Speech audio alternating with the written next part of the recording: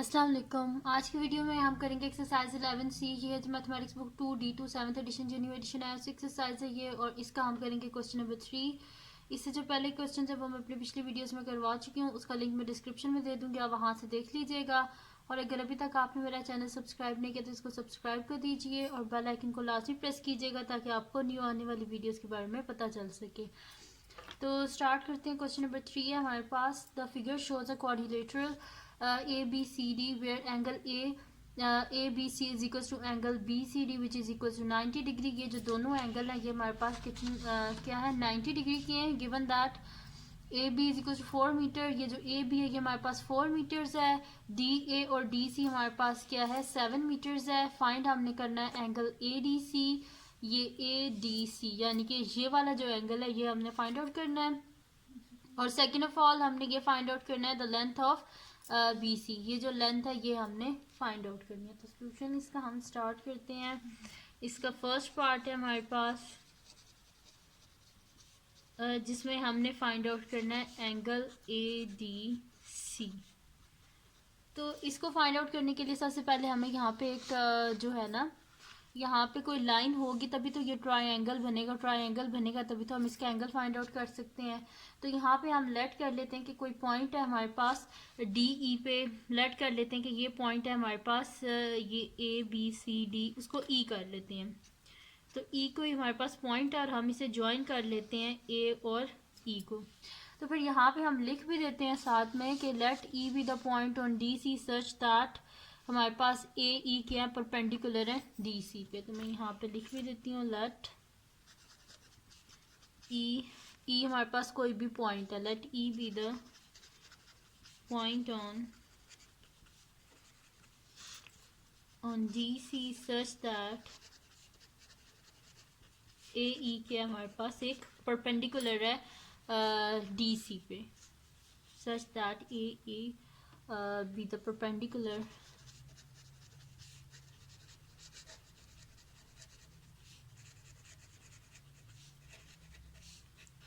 D C पे ये एक परपेंडिकुलर है हमारे पास। ठीक है, अब ये ट्रायंगल बन गया है बिल्कुल हमारे पास स्ट्रेट लाइन है, यानी कि ये 90 डिग्री का हमारे पास एंगल है। ठीक है, क्योंकि ये स्ट्रेट लाइन है। अच्छा जी, उसके बाद हम क्या कर लेते हैं कि ये हमारे पास एक राइट एंगल ट्रायंगल बन गया जिसका एक एंगल 90 डिग्री और राइट एंगल ट्रायंगल होता है। तो अब हम यहाँ पे क्या कर लेते हैं, लिख लेते हैं। और इसमें हमने एंगल कौन सा फाइंड आउट करना था, ये वाला फाइंड आउट करना था। हमने ए डी सी को हमने फाइंड आउट करना है, इस एंगल को हमने फाइंड आउट करना है। ठीक है, तो इस एंगल को हमने फाइंड आउट करना है। तो इस एंगल को फाइंड आउट करने के लिए जब भी हमने कोई एंगल फाइंड आउट करना होता है तो उसको फाइंड आउट करने के लिए हमें कोई दो साइड्स नोन हो, तो उनको जो नोन साइड्स होती हैं उनको यूज़ करके हम एंगल को फाइंड आउट कर सकते हैं। लेकिन यहाँ पे जो गिवन फिगर है उसमें हमारे पास एक ही साइड हमें पता है, ये वाली जो कि 7 मीटर है, तो बाकी दोनों साइड्स नहीं पता। लेकिन ये वाली जो साइड है ना जो एंगल के साथ जुड़ी हुई है तो इसे एडजेसेंट साइड बोलते हैं। एडजेसेंट साइड को हम फाइंड आउट कर सकते हैं। वो कितना फाइंड आउट कर सकते हैं कि डी सी हमारे पास किसके इक्वल है, 7 मीटर के इक्वल है। जबकि अगर आप देखें जब हमने इन दोनों ये बीच में जब हमने परपेंडिकुलर ड्रॉ किया तो यहाँ पे हमारे पास दो फिगर्स बन गई हैं, एक हमारे पास रेक्टेंगल बन गया और एक ट्रायंगल। तो रेक्टेंगल की दोनों साइड्स जो होती हैं वो इक्वल होती हैं, तो ये जो पैरेलल साइड्स होती हैं ये दोनों आपस में इक्वल और ये दोनों आपस में इक्वल। तो यानी कि इसका क्या मतलब है कि ई सी किसके इक्वल है, 4 मीटर के। तो और ये जो कंप्लीट है ये हमारे पास इक्वल है 7 मीटर के, यहाँ से लेके यहाँ तक ये हमारे पास इक्वल है 7 मीटर के। लेकिन जो हमारे पास है ना, यहाँ पे मैं और पेन से आपको लिख देती हूँ। यहाँ पे ये जो हमारे पास है ई सी, ये हमारे पास किसके इक्वल है, ये 4 सेंटीमीटर है, सॉरी 4 मीटर है, तो ये भी 4 मीटर ही होगा। ठीक है, यानी कि हम लिख देते हैं कि सबसे पहले तो हमने डी ई को फाइंड आउट करना है, क्योंकि डी ई होगा तभी तो हम ये एंगल फाइंड आउट कर सकते हैं। तो मैं यहाँ पे लिख देती हूँ कि हमारे पास क्या है कि ए ई डी जो है वो हमारे पास एक राइट एंगल ट्रायंगल है। यहाँ पे लिख भी देती हूँ A E D is a right angle triangle such that AED is a right angled triangle। ठीक है, इसकी साइड्स को हम लिख लेते हैं अब। तो इसकी साइड्स क्या है हमारे पास, एक तो होगी हमारे पास AD होगी, AD हो गया जी हमारे पास 7 मीटर्स। DE चाहिए, तो DE हमारे पास किसके इक्वल होगा, अगर आप गौर से देखें तो DC जो है ये हमारे पास किसके इक्वल है, DC की पूरी लेंथ है ना, इस पूरी जो साइड है उसकी, तो DC किसके इक्वल है, DE प्लस EC के। तो हम यहाँ पे लिख लेते हैं, यहाँ से इजीली हमारे पास DE की वैल्यू आ जाएगी। तो मैं यहाँ पे लिख लेती हूँ DC is equals to DE plus EC।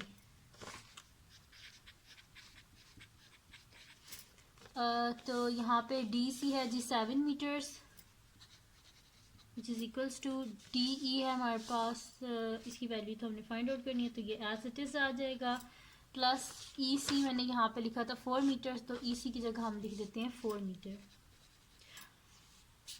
अब हमें DE की वैल्यू चाहिए, साथ में 4 मीटर्स नहीं चाहिए, तो हम इसे बोथ साइड से माइनस कर देंगे, तो 7 metre minus 4 metre is equals to DE। यहाँ से जब बोथ साइड से कैंसिल करेंगे तो यहाँ से ऑलरेडी कैंसिल हो जाएगा, तो हमारे पास आ जाएगा DE इज इक्वल टू 7 में 4 के, तो हमारे पास क्या आ जाएगा 3 मीटर्स। ठीक है, यानी कि DE की वैल्यू को हमने फाइंड आउट कर लिया है, जो कि हमारे पास क्या आया है 3 मीटर्स। तो मैं यहाँ पे लिख भी देती हूँ कि DE क्या आ गया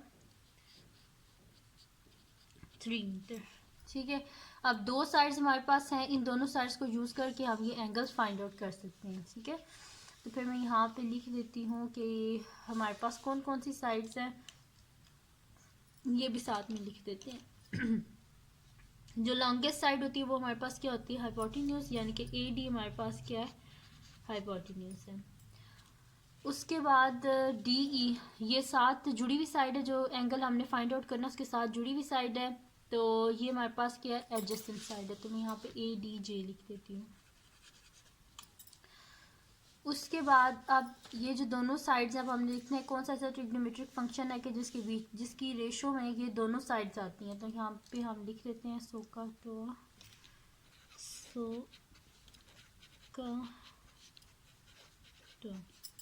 अच्छा जी, अब इसमें कौन सा ऐसा जिसके बीच में हमारे पास हाइपोटेन्यूज भी आता है और एडजेसेंट भी आता है, तो वो कॉस है, यानी कि ये वाला ट्रिग्नोमेट्रिक फंक्शन है कि जिसकी रेशो में हमारे पास एडजेसेंट भी आता है और हाइपोटेन्यूज भी आता है। ठीक है, एंगल क्या फाइंड आउट करना है हमने, एंगल ADC। तो हम लेट कर लेते हैं जो एंगल ADC है, इसको लेट कर लेते हैं ये A डिग्री। ठीक है, मैं यहाँ पे लिख देती हूँ लेट एंगल क्या था, ADC, let angle ADC is equals to A degree. इसको मैंने लेट कर लिया कि ये जो एंगल है ये मेरे पास किसके इक्वल है, A डिग्री के इक्वल है। ठीक है, अब यहाँ पे फिर मैं लिख दूँगी cos A degree is equals to हमारे पास आ जाएगा एडजेसेंट बाय हाइपोटेन्यूज। तो मैं यहाँ पे लिख देती हूँ cos A degree is equals to adjacent by hypotenuse. तो cos A degree is equals to adjacent क्या है हमारे पास, एडजेसेंट साइड जो साथ जुड़ी हुई होती है। ठीक है, यानी कि यहाँ पे मैंने लिखा भी है कि DE हमारे पास एडजेसेंट है, तो DE क्या है हमारे पास 3। तो यहाँ पे पहले बल्कि इनकी साइड्स नेम लिख लेते हैं, ये DE है मेरे पास एडजेसेंट और हाइपोटेन्यूज मेरे पास AD है। अब इनकी वैल्यूज जल्दी से हम लिख लेते हैं, cos A degree is equals to DE जो है वो हमारे पास 3 है और AD है हमारे पास 7। तो इनको हम डिवाइड कर लेते हैं, 3 डिवाइडेड बाय 7, 3 डिवाइडेड बाय 7, तो ये मेरे पास आ रहा है 0.42855 के बाद 7 है, तो ये 6 हो जाएगा, 0.4286 हो जाएगा, 0.4286। हमें जो है वो एंगल चाहिए, तो हम यहाँ पे लिख देती हूँ A degree is equals to cos, इधर आ क्या हो जाएगा, कॉस इनवर्स 0.4286। यहाँ पे कैलकुलेटर यूज़ करके मैं फाइंड आउट कर लेती हूँ cos inverse 0.4286 shift cos inverse 0.4286 which is equals to 64.6, क्योंकि 1 डेसिमल प्लेस तक हम जो है वो एंगल जो है आपकी बुक में जितने भी हैं वो इसी तरह लिखे हुए हैं 1 डेसिमल प्लेस तक, यानी कि पॉइंट के बाद एक डिजिट। यानी कि 64.6 आ जाएगा। तो मैं यहाँ पे लिख देती हूँ A degree is equals to 64.6, ठीक है, डिग्री। तो हमें क्या चाहिए था, एंगल जो था वो हमारे पास ADC चाहिए था। तो मैंने क्या लिखा था, angle ADC is equals to A degree, यानी कि एंगल ADC हमारे पास क्या आया है, 64.6 डिग्री, ठीक है। यानी कि फिगर में भी मैं यहाँ पे लिख देती हूँ कि ये मेरे पास क्या है, 64.6 डिग्री। तो ये हो गया जी, हमारे पास एंगल फाइंड आउट कर लिया। यहाँ पे इसका फर्स्ट पार्ट सॉल्व हो गया हमारे पास। अब हमने करना है इसका सेकंड पार्ट, जिसमें हमने फाइंड आउट करनी है लेंथ ऑफ BC। मैं यहाँ पे लिख देती हूँ second, the length of BC, ठीक है। इसको हमने फाइंड आउट करना है। तो इसको हम किस तरह फाइंड आउट करेंगे, या अगर आप गौर से देखें तो हमारे पास क्या गिवन है, एक ट्रायंगल और एक रेक्टेंगल है। ये रेक्टेंगल की साइड है BC। तो जो रेक्टेंगल होता है इसमें जो होती है ना, ये पैरेलल साइड जो होती हैं, ऑपोजिट होती हैं, जैसे कि ये AE और BC ये दोनों आपस में इक्वल होती हैं, और AB और EC आपस में इक्वल होती हैं। तो ये हम क्या करते हैं कि ये हमारे पास एंगल गिवन है, इस एंगल को यूज़ करके हम सबसे पहले AE को फाइंड आउट कर लेते हैं। जब AE आ गया तो इसका मतलब है AE किसके इक्वल है, BC के, क्योंकि ये एक रेक्टेंगल है। तो यहाँ पे मैं कर लेती हूँ BC फाइंड आउट करना। तो मैं यहाँ पे फिर हम लिख लेते हैं कि कौन सी, ये देखिए ये हमारे पास था, जो एंगल के साथ जुड़ी हुई साइड होती है वो हमारे पास होती है एडजेसेंट साइड। यहाँ पे मैं लिख भी देती हूँ, जो साथ जुड़ी हुई होती है ये एडजेसेंट साइड होती है, और लॉन्गेस्ट साइड हाइपोटेन्यूज होता है, और जो एंगल के ऑपोजिट साइड होती है यानी कि ये ऑपोजिट साइड है, ठीक है। तो अब हमने क्या फाइंड आउट करना है, ये ऑपोजिट साइड, और गिवन क्या है, हाइपोटेन्यूज। तो अब हमने देखना है कौन सा ऐसा ट्रिग्नोमेट्रिक फंक्शन है जिसकी रेशो में हमारे पास हाइपोटेन्यूज भी आता है और ऑपोजिट भी आता है। तो यहाँ पे मैंने लिखा था SOHCAHTOA, तो यहाँ पे किस में आता है, ऑपोजिट और हाइपोटेन्यूज साइन में आता है। तो यानी कि इधर हम लोग क्या यूज़ करना पड़ेगा, हमें साइन। तो साइन हमारे पास क्या आ जाएगा, sine 64.6 degree is equals to opposite ratio hypotenuse. तो यहाँ पे लिख देती हूँ sine 64.6 degree is equals to adjacent opposite our hypotenuse है मेरे पास। तो ऑपोजिट साइड कौन सी है हमारे पास, AE है। तो मैं यहाँ पे लिख देती हूँ sine 64.6 degree is equals to opposite side AE divided by hypotenuse क्या है, AD। तो यहाँ से सबसे पहले तो हम साइन 64.6 को फाइंड आउट कर लेते हैं। साइन 64.6 इज इक्वल्स टू हमारे पास आता है 0.9033, ठीक है। ये आ रहा है हमारे पास, पॉइंट के बाद 4 डिजिट्स लिख रही हूँ, तो ये मेरे पास 0.9033 आता है। 3 के बाद 3 है तो ये 3 ही रहेगा। तो यहाँ पे लिख देती हूँ 0.9033 is equals to AE divided by AD किसके इक्वल है हमारे पास 7। तो मैं यहाँ पे लिख देती हूँ 7। हमें AE का आंसर चाहिए, डिनोमिनेटर में 7 नहीं चाहिए, तो बोथ साइड को 7 से मल्टीप्लाई कर देते हैं।